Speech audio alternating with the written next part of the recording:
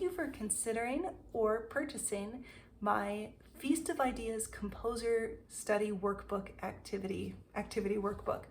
I have worked months and months and months on developing this, and I am so excited to share it with you.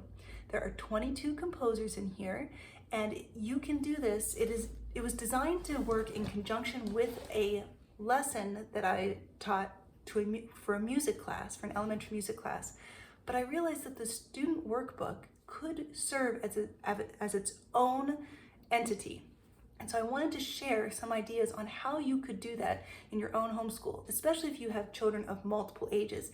This will serve as a great foundation for music, and it hits on multiple subjects.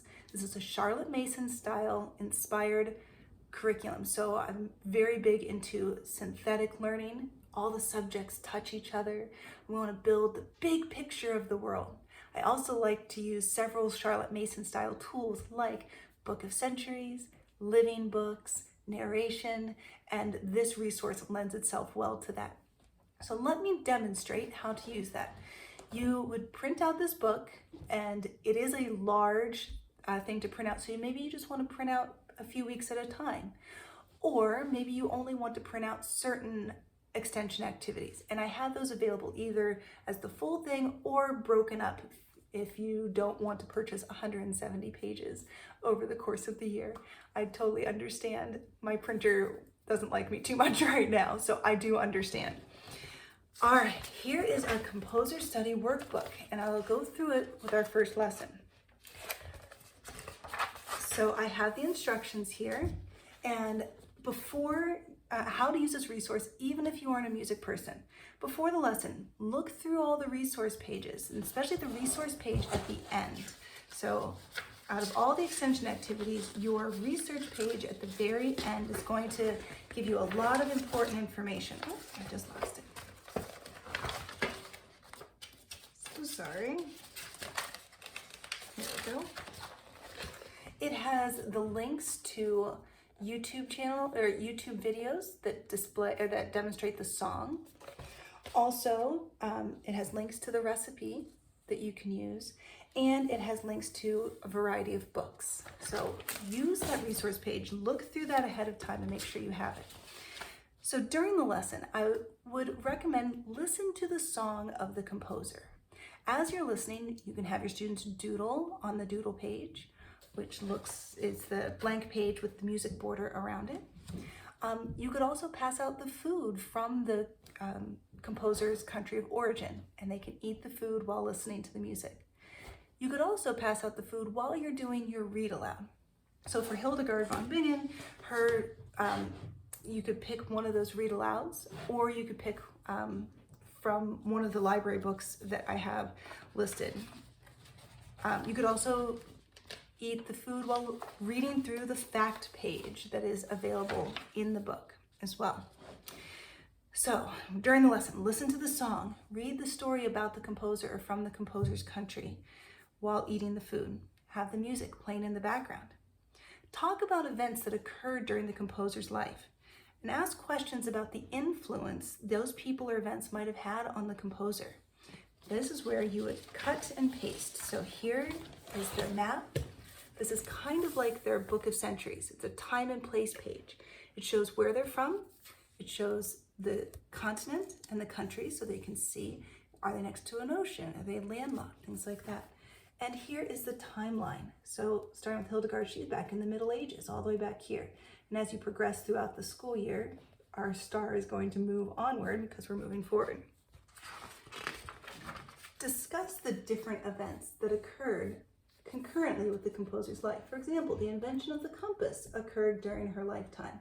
So students would cut that out and paste it here on their time and place page. By the end of the year, they'll have an entire book filled with the concurrent events happening in their composer's life. So that's how you utilize that. So that would be the main part of the lesson. And then you could do these extension activities either as part of the lesson or spread out throughout the week. Here are some of the extension activities to do. Here's the fact page, and here's a sequencing page. So you're working on ordering and putting events in order based on the fact page prior. Charlotte Mason is very big into copywork, writing and making things beautiful. So they can work on tracing or copying in print or cursive, whatever you're working on with your child, and copying a quote by the composer. So every week, each composer has their own quote. And so we're copying things of beauty. And I just thought that was a neat thing for them to feast their mind on. Before I had children, I was a teacher of the visually impaired, and so I love Braille. And most kids do too. It's a really neat code to learn, and so I give the Braille key, and then I have different words, secret words for the composer in Braille, and the students have to figure it out using the code, and they usually can because it's just a simple correspondence code 1-to-1, and it's really fun. Just a fun way to combine two of my interests, Braille and music. Then we have the rhythm matching page where they practice reading the word and finding the rhythm. So it's working on literacy skills and music literacy skills. I have the recipe. And so an older student, if you have older children in your family, they might have to go make the recipe. So you might learn how to make soft pretzels, even though I just buy mine from the grocery store. You might want to try making it with your children, and that might be a fun thing to do. So put on some Hildegard von Bingen while you make soft pretzels. The last page, as I showed you before, is the resource page. It has the YouTube list to the songs, also has a link to the recipe, and here are read alouds. And the read alouds are related to a variety of subjects. I have books listed under music, history, science, and literature. Other weeks, I also have books related to artists that occurred during the composer's lifetime. Sometimes I have geography. So you can cover a majority of subjects just using the foundation of the musician alone. So you learn about the composer, eat food from their country, read good books about them, and read books about the history surrounding them. And you can hit science and art and music and history and geography, and you get all those subjects covered just from your music class. So I hope that this makes sense and that you enjoy using this resource. Please feel free to contact me if you have any questions. I have a heart for homeschooling parents and homeschooling families. Even if you aren't homeschooling and you're using this, thank you. If you have questions, please let me know. I love teaching and I love sharing what I have created. So I hope this makes sense, and please let me know if you have any questions. Thank you.